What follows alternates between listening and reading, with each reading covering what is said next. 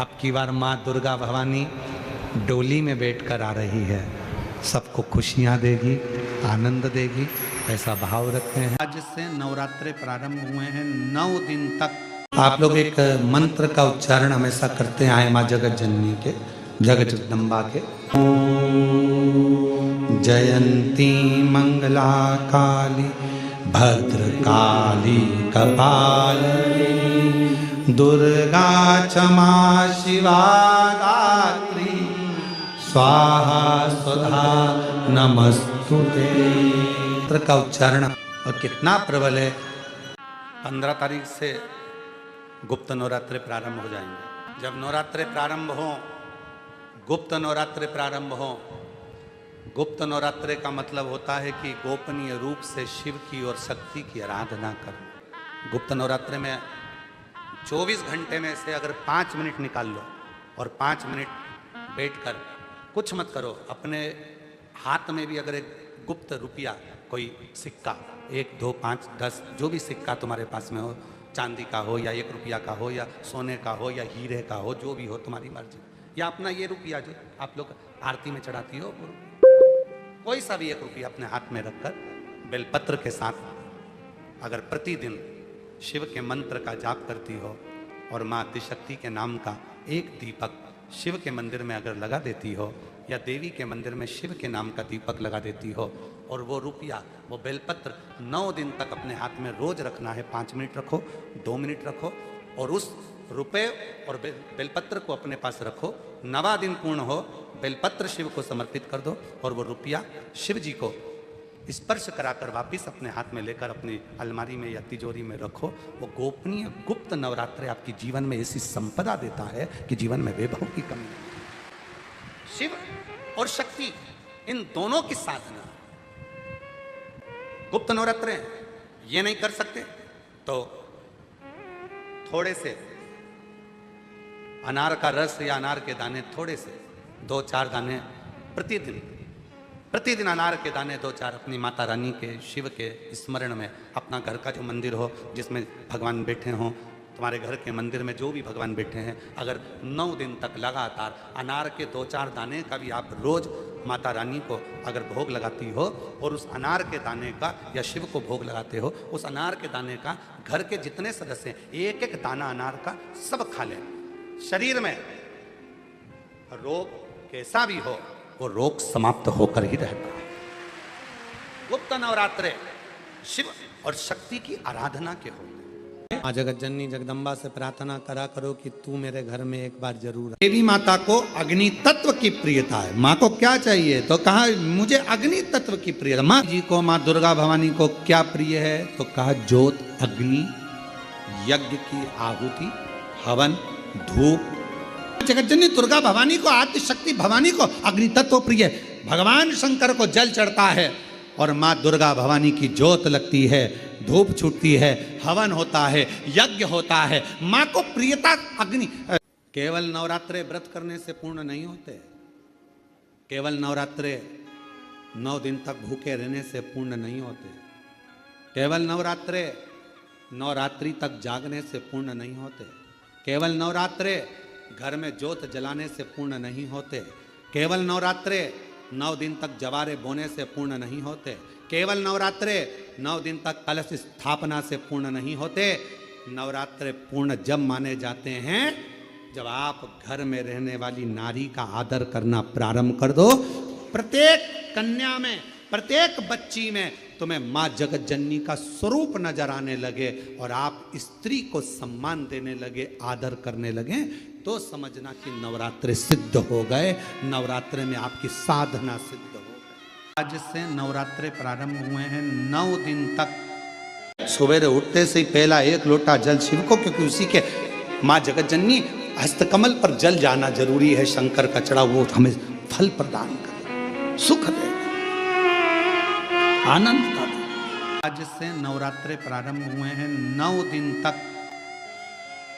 नवरात्रे के 9 दिन अगर आपको ऐसा लगता है कि शिवजी आप बाबा मेरी नहीं सुन रहा, बहुत संघर्ष का जीवन चल रहा है, बहुत परेशानी का जीवन चल रहा है, बहुत कष्ट का जीवन चल रहा है, और कोई मंजिल, कोई राह, कोई मार्ग दिख ही नहीं रहा। तुम्हारा कैसा भी दुख है, जो आज गुप्त नवरात्रे प्रारंभ हुए हैं, आज से 9 दिन तक का एक नियम ले लो में कि मुझे शिवजी के मंदिर में अशोक सुंदरी वाली जगह पर एक बेलपत्र माँ हेमवती माता के नाम से, कौन सी माता? हेमवती, माँ हेमवती के नाम से एक बेलपत्र अशोक सुंदरी वाली जगह पर समर्पित करूंगी। 9 दिन का एक नियम धारण करो और 12वें या 15वें दिन आप देखिए आपका जो दुख है मेरा बाबा उसको काट कर ही रहे।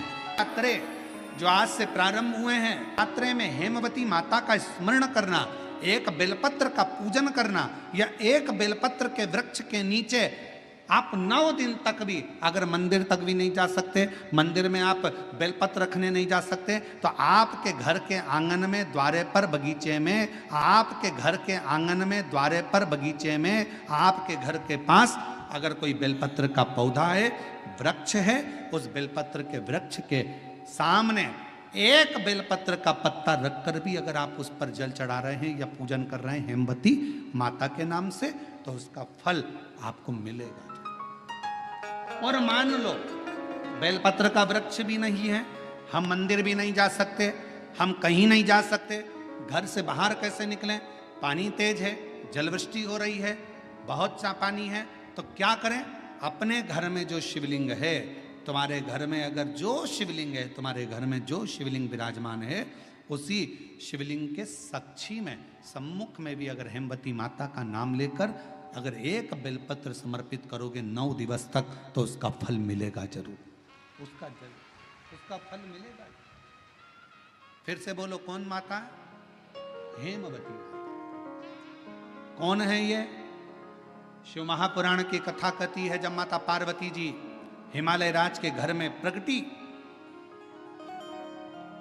और हिमालयों की कंदरा में बैठकर मां पार्वती जी तप साधना में लीन हुई, जितनी परीक्षा भगवान शंकर ले सकते थे शिव जी ने सारी परीक्षा ली। ब्रह्मदेव परीक्षा लेने आए, भगवान नारायण परीक्षा लेने आए, इंद्रदेव आए, सप्तऋषि आए, सारे साधु संतों को परीक्षा लेने भेजा, पर मां उन परीक्षाओं में पास होती चली गई। तब भगवान शंकर ने दर्शन देकर कहा, पार्वती आज से तुम्हारा नाम हेमवती रहेगा।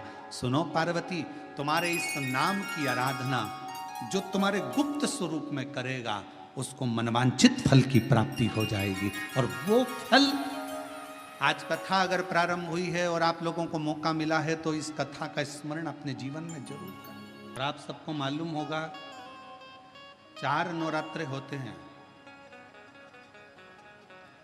उन 4 नवरात्रे में 2 नवरात्रे गुप्त माने गए। नवरात्र आता है जो आज से प्रारंभ हुआ है, कहते हैं अगर कोई स्थिर होकर एकांत में बैठकर भगवान शंकर के नाम का मात्र संबोधन श्रवण कर लेता है, सुन ले, गुनगुना ले, शिव को याद कर ले, तो कहते हैं शिव और शक्ति की दोनों की कृपा उसके ऊपर बनी ही रहती है। नवरात्रे में 9 दिन में से कोई एक दिन ऐसा ले लो जिस दिन कन्याओं का भोजन कराओ, साथ में उनको लाल चुनरी ओढ़ाओ, या कोई लाल वस्त्र, लाल पूजन की सामग्री उनको दो।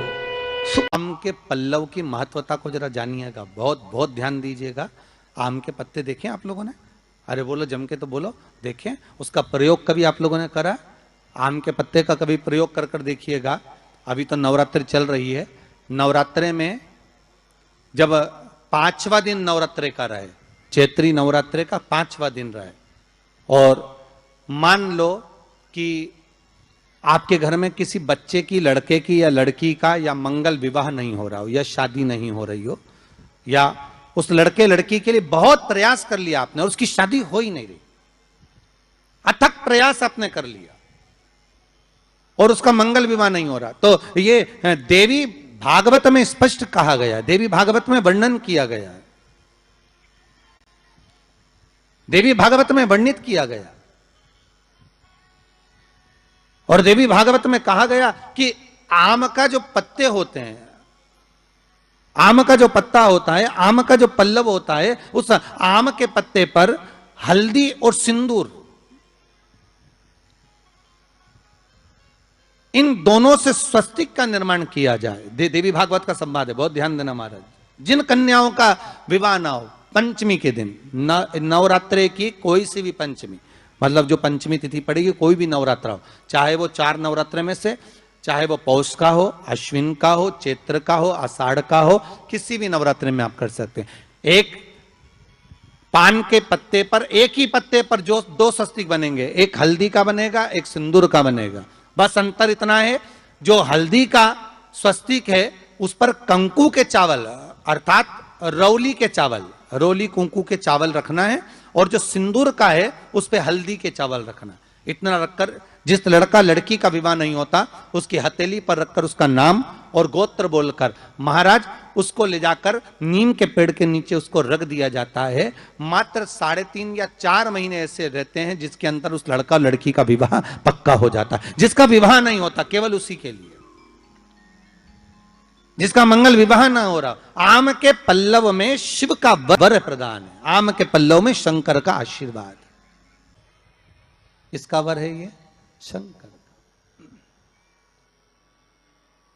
11 आम के जो पत्ते जिस डाली में लगे होते हैं, वो डाली कोमल सी डाली, 11 टुकड़े महाराज एक कच्चे सूत से लपेटकर 11 बार उसका भाग, जब उसको लपेट लोगे इस तरह से इकट्ठा करके, आगे का जो भाग है 11 बार कच्चा सूत लपेटने के बाद जो भाग पीछे का आगे का कोई भी हो, उसको शहद में डुबाकर शिव जी को समर्पित कर दो। किस जगह पर रखना है? अशोक सुंदरी वाली जगह। अशोक सुंदरी की जगह जानते हो आप लोग, पहले भी आपको बताया है, आज फिर आपको वर्णन कर दें। जैसे ये गोल जलाधारी है, ये शिवलिंग रखा है, ये 2 जहां से पानी बह रहा है बाबा के चरणारविंद, राइट में श्री गणेश जी का स्थान, लेफ्ट में कार्तिकेय का स्थान, बीच में अशोक सुंदरी की जगह। शंकर भगवान की 6 लड़कियां हैं। भगवान शंकर के 13 बच्चे, 13 बच्चों में से 6 लड़कियां, उस 6 लड़कियों में से एक लड़की का स्थान, भगवान शंकर की एक बेटी का स्थान, अशोक सुंदरी का स्थान सामने पद्म पुराण में स्पष्ट किया। यह स्थान अशोक सुंदरी का। शंकर भगवान की जलाधारी में पार्वती जी का हस्तकमल, ऊपर से जो एक एक बूंद पानी गिरता है, यह शंकर भगवान की 5 लड़कियों का स्थान है, जया, विषहरा, शामरी बारी, दौतली और देव। शंकर भगवान की 5 लड़कियां भगवान शंकर के मस्तक पे जल की धार गिरा रही हैं। बीच में जो अशोक सुंदरी का स्थान है महाराज, उस जगह पर शहद का मुख, जो शहद आपने भिंगोया है, उस शहद का मुख शंकर जी की ओर कर कर इसी चैत्र के महीने में, इन्हीं नवरात्रि में शंकर भगवान के उस अशोक सुंदरी की जगह पर शहद का भाग शिव जी की ओर रख दें। महाराज अगर घर में संपदा की कमी हो या कोई पैसा खा गया हो, रुपया नहीं दे रहा हो, पैसा अटक गया हो, तो उस शहद को शिव जी की ओर मुख कर कर उस आम के पल्लव की जो डंडी है उसको 11 डंडी को वहां रख दीजिए और उससे अपनी कामना कर कर आ जाइए। हो सके उस शहद में से थोड़ा सा शहद किसी रुमाल पर, किसी कपड़े में लगाकर उसको रख लीजिए। जिस व्यक्ति से पैसे लेना है, जिस व्यक्ति से पैसे मांग रहे हो, उससे एक बार जाकर मिल लीजिए, एक बार उसको खबर कर दीजिए। बाबा चाहेगा भोलेनाथ तो नवरात्रि में ही पैसा वापिस आ जाएगा, अगर शिव कृपा कर दे। ये बाबा की करुणा। आम का पल्लव कोई साधारण नहीं जिसको कलश के ऊपर रखा जाता है, शिव की कृपा। जिस आम के पेड़ पर स्वयं कामदेव चढ़कर भगवान शंकर के तीसरे नेत्र द्वारा जलकर भस्म हो जाते हैं, वो आम का पेड़ साधारण नहीं हो सकता।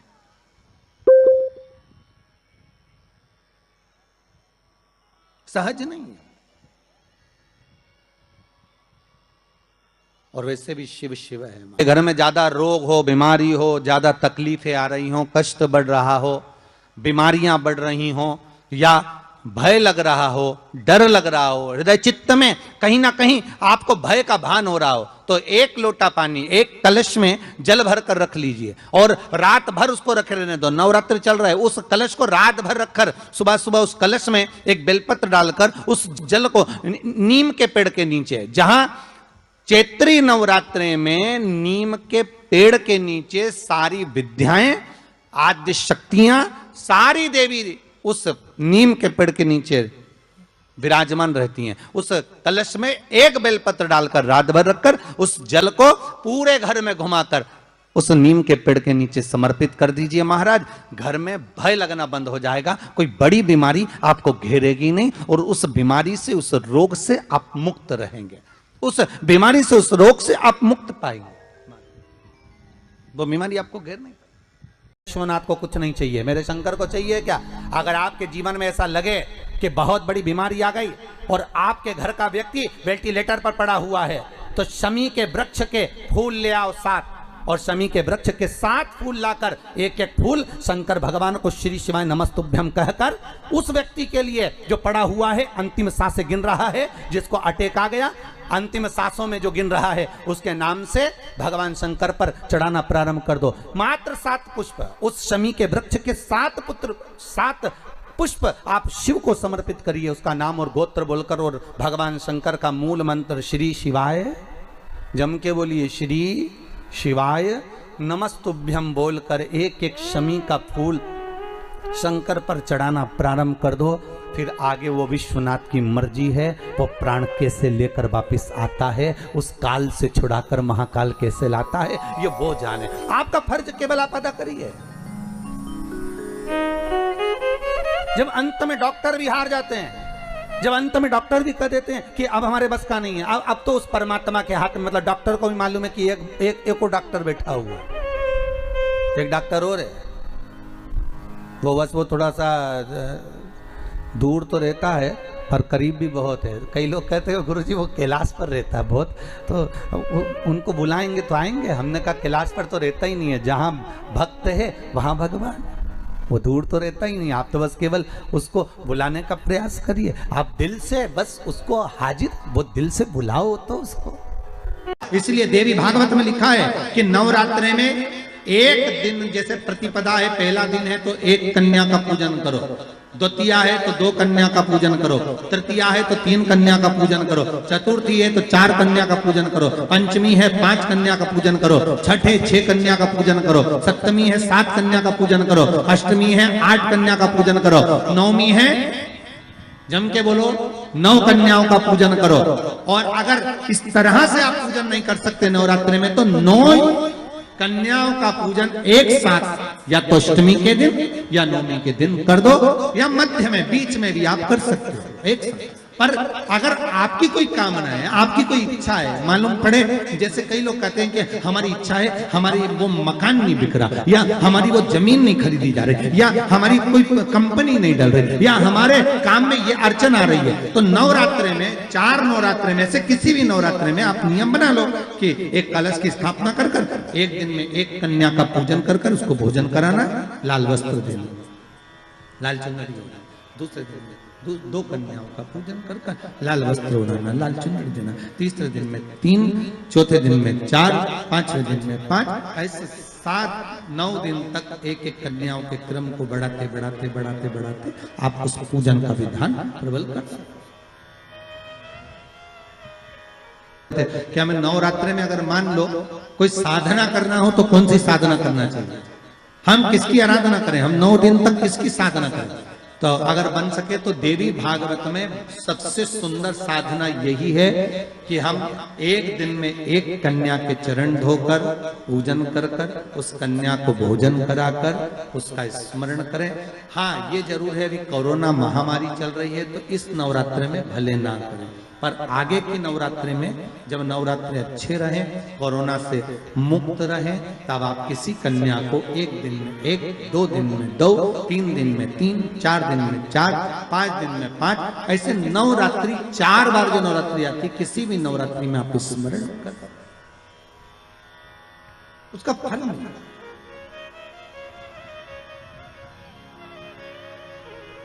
उसका फल होगा।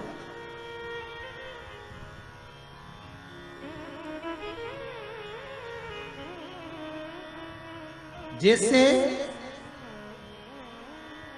बेलपत्री का किया गया दान छिन्न नहीं माना गया। किस चीज का दान? जम के बोलिए जरा। बेलपत्री। बेलपत्री का किया गया दान छिन्न दान नहीं है, समाप्ति नहीं होती। बेलपत्री अगर आपने कोई आपसे कहा जी जी तुम्हारे यहाँ बेलपत्री लगी है, जरा 8-10 दे दोगी क्या? बिल्कुल। और उससे कहो बेलपत्र तू मत तोड़, हम तोड़ कर देते, और अपने हाथ से बेलपत्र निकालकर उसको दो दान। ये छिन्न दान नहीं है, ये समाप्त नहीं होता। ये बेलपत्र का दान अविरल दान बढ़ता है।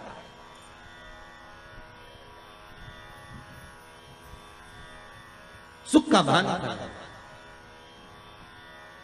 ये छिन्न होने वाला नहीं। अभी प्रिय है पुष्प में आंक का पुष्प, जो आंकड़े का पुष्प होता है शंकर को बड़ा प्रिय है। और दूसरे नंबर पर शंकर को प्रिय है शमी का पुष्प, बहुत ध्यान देना महाराज। तीसरे नंबर पर शंकर को प्रिय है महाराज सरसों का पुष्प। सरसों होती है ना, जो राई अपन बोते हैं, सरसों बोते हैं, उसमें पीले कलर का जो पुष्प लगता है। हमारा तो निवेदन रहता है जब तक सरसों आए तो प्रयास करा करो कि सरसों के 108 पुष्प शंकर भगवान पर चढ़ाना प्रारंभ कर दो। महाराज ये पक्का है कि वर्ष भर कोई बड़ी बीमारी आपको घेर नहीं सकती अगर सरसों के फूल शिव को चढ़ रहे हैं तो।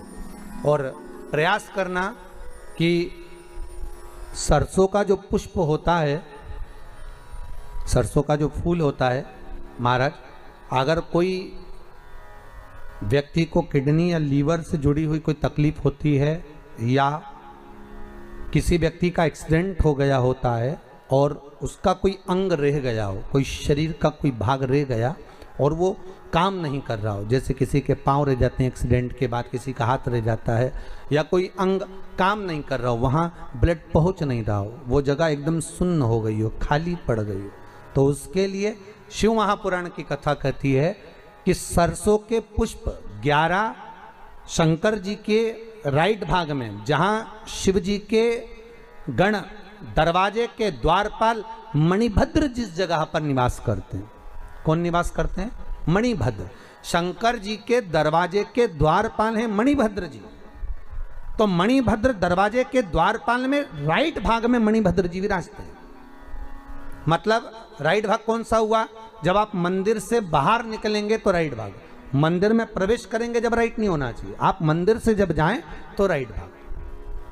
मतलब आप मंदिर से राइट से जाएंगे तो शंकर जी का भी राइट हो जाएगा, क्योंकि शिव जी ऐसे बैठे हैं तो शंकर जी का भी राइट हो गया, देवता उनका भी राइट हो गया, तो राइट भाग सीधा हाथ मणिभद्र जी का स्थान। 11 सरसों के पुष्प मणिभद्र के उस द्वार पर आप रख दीजिए, और मणिभद्र के द्वार पर रखकर अंदर जाकर 108 वापिस जब आप बाहर निकल रहे हैं, ये पुष्प आप रखने के बाद एक बार बाहर जाएंगे, फिर वापिस आएंगे मणिभद्र के रखने के बाद, और अंदर जाकर 108 सरसों के पुष्प शंकर को समर्पित करेंगे महाराज। उस सरसों के पुष्प जो शिव जी को आप समर्पित कर रहे हैं उसको वापिस लेकर आएंगे, श्री शिवाय नमस्तुभ्यम बोलकर उस सरसों के पुष्प को महाराज सरसों के तेल की बोतल में उसको डाल लीजिए। शंकर भगवान को किसी भी प्रदोष में, शाम के समय प्रदोष काल में उस तेल को वापस ले जाकर चढ़ा दीजिए शिव जी को, उसको वापस लेकर आ जाइए। उस तेल का प्रयोग आप नाभि में डालिए, और जो शरीर काम नहीं कर रहा उस स्थान पर कम से कम 15 दिन 20 दिन तक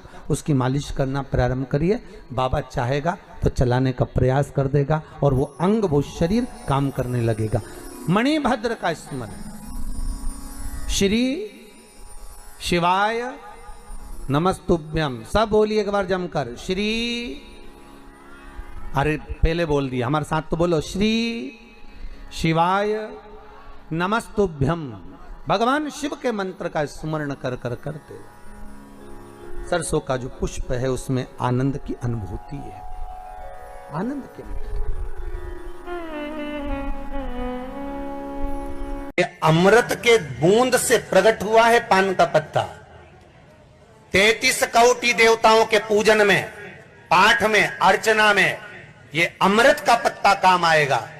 जिस जल के पात्र में यह पत्ता रखा रहेगा वो जल क्षीर सागर के अमृत तुल्य हो जाएगा। क्षीर सागर के अमृत तुल्य। घर में लड़ाई चल रही है, क्रोध हो रहा है, विवाद हो रहा है, आपस में परिवार टूट रहा है, विवाद हो रहा है, पति पत्नी में झगड़ा हो रहा है, अदालत तक बात पहुंच गई, तलाक तक बात पहुंच गई, तो भी अगर एक श्रीफल को लेकर घर में घुमाकर उस पे लच्छा लपेटकर तुमरुका जी का नाम लेकर जिस पति पत्नी में झगड़ा और उसके नाम का मोली लच्छा, लच्छा जानते हो मोली जो हाथ में बांधते हैं, नाड़ा, उसको लपेट कर अगर शंकर जी के मंदिर में ले जाकर उसको समर्पित कर दिया जाए तुमरुका जी के नाम से, तो पति और पत्नी में बैर होना समाप्त हो जाता है, दोनों में प्रेम बढ़ जाता है। तलाक की भी बात चल रही हो तो दोनों में प्रेम हो जाता है। तलाक नवरात्रे चाहे चैत्र के आए नवरात्रे, चाहे सर्दियाँ आए, चाहे गुप्त नवरात्रे आए, उसमें शंकर भगवान की जितनी जितनी आराधना करोगे उतनी उतनी जगत जननी जगदम्बा दुर्गा